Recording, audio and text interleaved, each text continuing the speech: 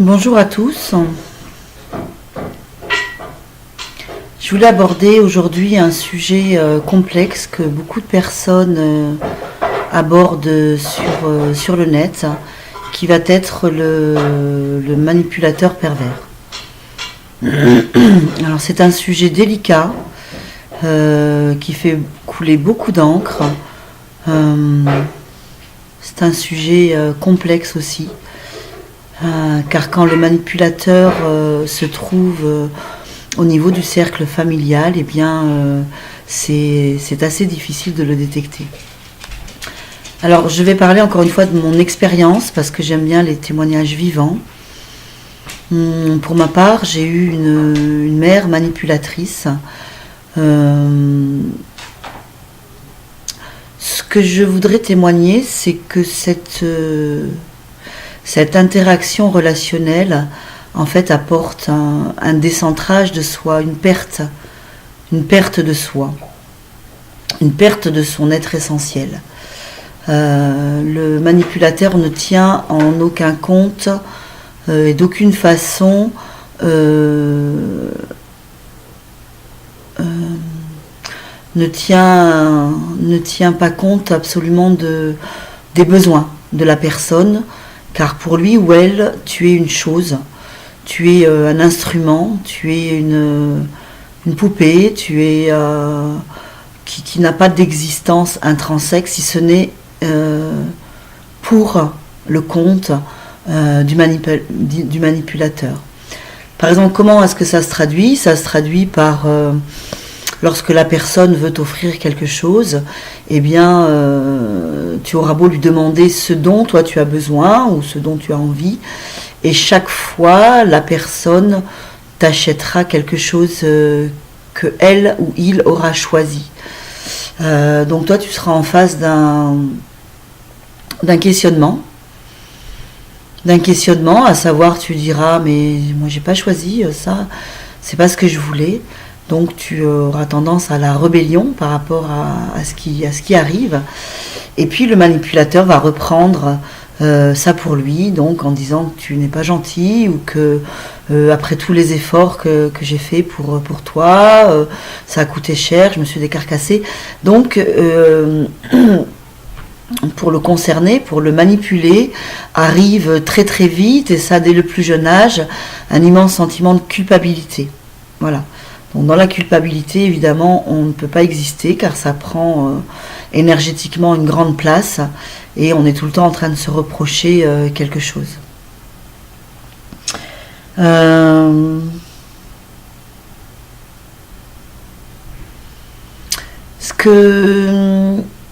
Ce qu'aiment bien aussi les manipulateurs, c'est se faire passer pour une victime. Dans certains cas, ils vont tenir à témoin toute la famille, appeler père, sœur, frère et compagnie, en leur montrant, en leur disant que ce que fait subir la personne qui éventuellement cherche un souffle, cherche à respirer dans cette relation asphyxiante, eh bien ils vont essayer de trouver des complices, en fait, pour condamner cet essor, cette envolée que la personne essaye bien sûr toujours d'avoir, car il y a toujours cette flamme à l'intérieur de l'être manipulé qui veut se libérer de cette emprise, et qui va mettre les bouchées doubles, chacun selon son tempérament, pour essayer de sortir de cette manipulation. Alors souvent, le manipulateur est une personne qui, aux yeux des autres, est tout à fait appréciée, aimée. C'est quelqu'un qui a double visage. Alors pour ma part, moi je ne comprenais pas comment ma mère pouvait être tout à fait plaisante, agréable, compatissante, à l'extérieur, et quand elle rentrait ou quand elle était en ma présence, eh bien j'avais affaire à une autre personne qui était beaucoup plus accusatrice, qui se mettait en victime facilement. Ce qui va se passer aussi, c'est un mécanisme d'inversion. Le manipulateur va inverser en quelque sorte la tendance, c'est-à-dire tout ce qu'il est lui, il va vous le faire porter. Toutes ces névroses, il va vous les transférer. Toutes ces erreurs, il va vous les faire avaler. Le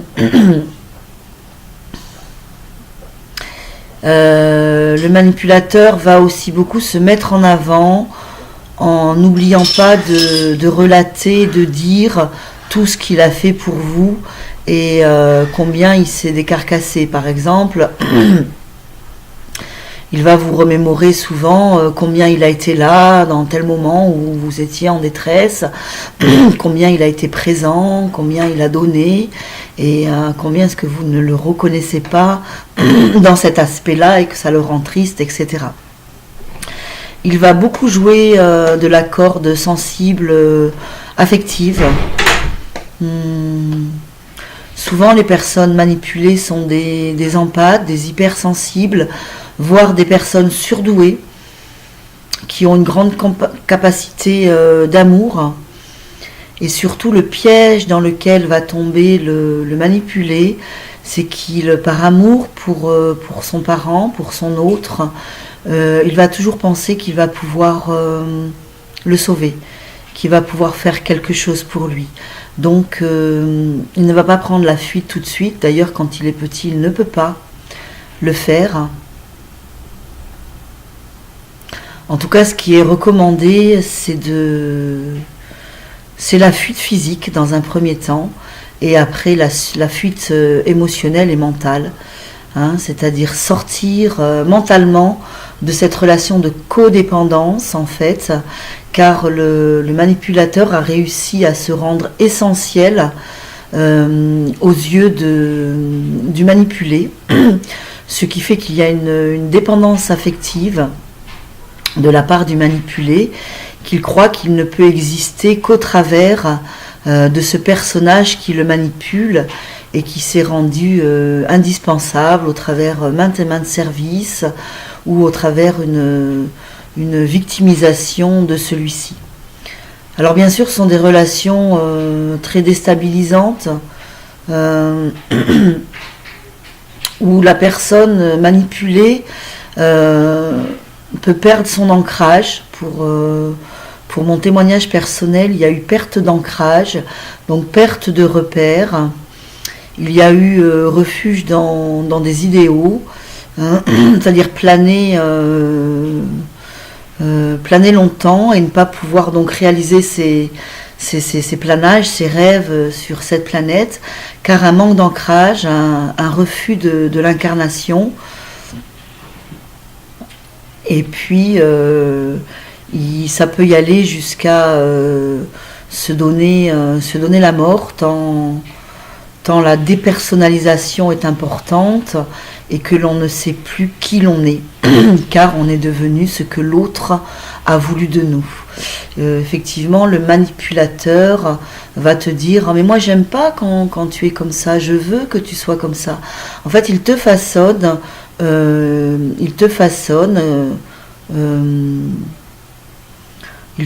comme il veut que toi tu sois. Donc ton individualité est complètement biaisée.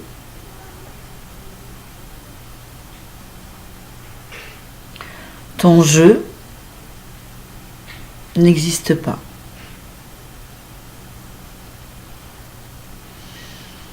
Alors, il y a différentes techniques pour se remettre d'un tel traumatisme. Moi, je vais dire juste celui que j'ai choisi. Et c'est instinctivement que je me suis dirigée vers cette créativité. Bien sûr, c'est toujours au travers de la créativité. Les thérapies n'ont rien fait pour moi, bien que je suis allée plusieurs fois en thérapie, mais il me semblait que j'étais plus intelligente que le thérapeute. Et comme je suis comme je suis très créative et très libre et très autonome, il a fallu que je trouve mon propre moyen d'accès à moi-même et pour ma part, ça a été au travers des mandalas. Donc j'ai commencé à prendre mon ordinateur, à trouver un programme qui fait des mandalas, et je me suis mise pendant à peu près 6 mois à dessiner maintes et maintes mandalas, et tous en correspondance avec une émotion négative que je voulais lever. Bien sûr, je m'entourais du pardon, de l'énergie du pardon, pour ne pas condamner, pour ne pas rester dans le ressentiment, dans des énergies lourdes, mais au contraire pour avoir accès à un espace interne de quiétude, où l'on peut se retrouver et où l'on peut effectivement se pardonner et pardonner à l'autre, tout en continuant à vivre des expériences maintes et variées. Donc pour chaque mandala, par exemple, lorsque j'avais connu de la colère sur une situation, je me remémorais la situation qui m'avait amené beaucoup de colère, et s'ensuivait un mandala que je dessinais, donc avec des couleurs, avec des formes.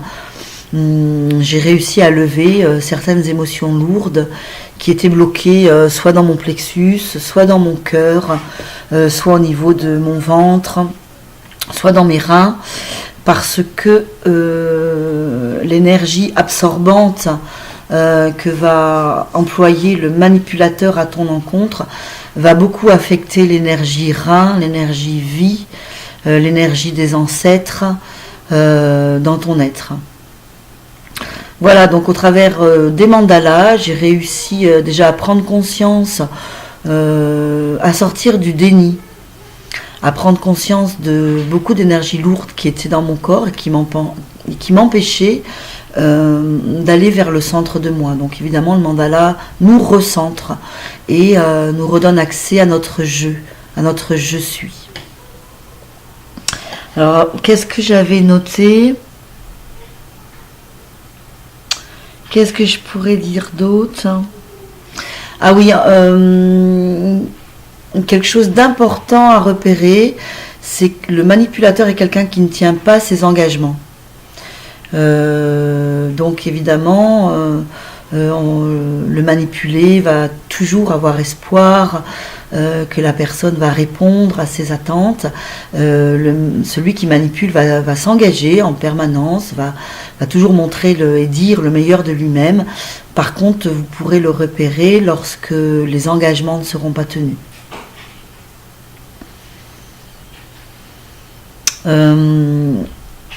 Voilà, alors ce que je veux dire, c'est que c'est pas une fatalité, on s'en sort largement, c'est une épreuve qui fait grandir immensément, qui amène encore beaucoup de compassion, qui nous place dans la lumière et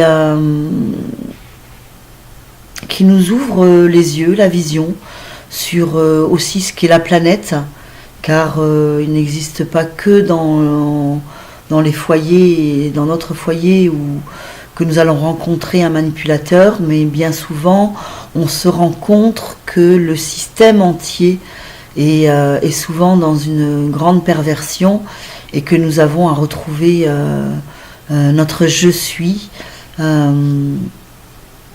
voilà, pour se dire et pour être dans l'être plutôt que dans le paraître ou dans le faire. Alors maintenant, je voudrais mettre une alarme pour les enfants qui ont un parent manipulateur. Je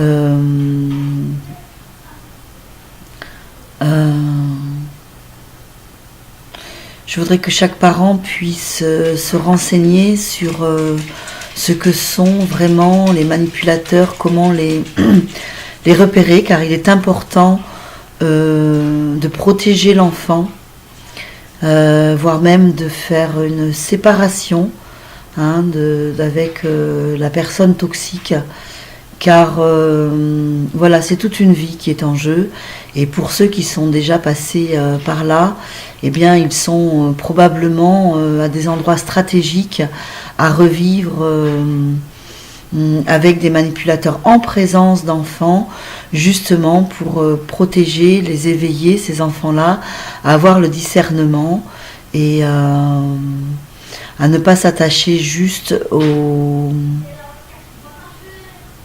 à la lignée qui nous dit d'aimer notre père et notre mère. On peut les aimer aussi de loin, car il faut savoir s'en protéger certaines fois, sachant que l'enfant a choisi ce cheminement afin de se construire de l'intérieur, intérieurement. Est-ce que je pourrais dire j'avais noté quelques mots cinglants qui étaient sortis spontanément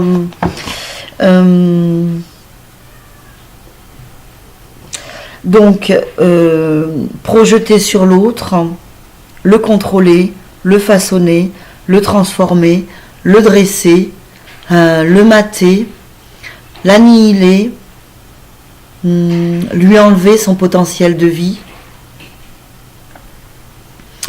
Ce que je peux témoigner, c'est que personne ne peut jamais vous enlever votre potentiel de vie. Vous avez tous une façon de répondre face à un manipulateur. De plus en plus, on arrive à les détecter et la vie vous envoie aussi cet aspect relationnel, car une partie de vous, en confiance, en estime, n'est pas construite. Et donc, si une telle relation vous est envoyée, c'est afin de finaliser certaines constructions intérieures qui vous fait défaut, qui vous ont fait défaut dans d'autres incarnations et que vous venez à actualiser actuellement pour être complet. Je tiens à dire que tout ce qui nous est envoyé est de l'ordre du divin, que l'ombre est là pour relever la lumière et parfois grâce à l'ombre, eh bien, nous devenons ce que notre son nous demande d'être. Donc ne condamnons pas, accueillons les expériences, renseignons-nous, soyons des chercheurs de vérité. Cette société nous a appris à être des consommateurs. Nous devons switcher de conscience et nous devons devenir des chercheurs. Et en face de chaque situation, chaque confrontation qui nous est donnée de vivre, aussi bien les plus heureuses que les plus douloureuses, eh bien, cherchons pourquoi le divin, pourquoi l'essence divine nous envoie, nous appelle à vivre cette situation. Posons les armes et prenons notre épée de lumière pour dégager les obstacles qui nous amènent vers nous-mêmes. Voilà. Je vais juste prendre quelques mandalas pour vous montrer les œuvres que ça peut donner. Où sont-ils? Oh là!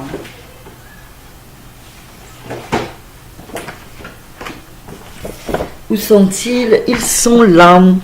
Ils sont un peu poussiéreux. Alors voilà. Je ne sais pas si je vous avais déjà montré.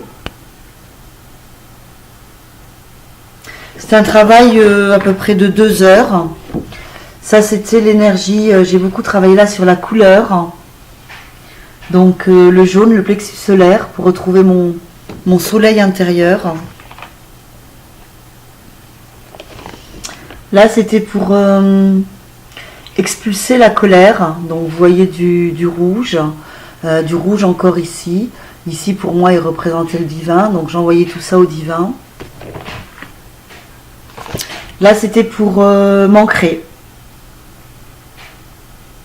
Mandala d'ancrage, qui m'a demandé beaucoup de temps pour retrouver mes racines. Voilà, et bien d'autres.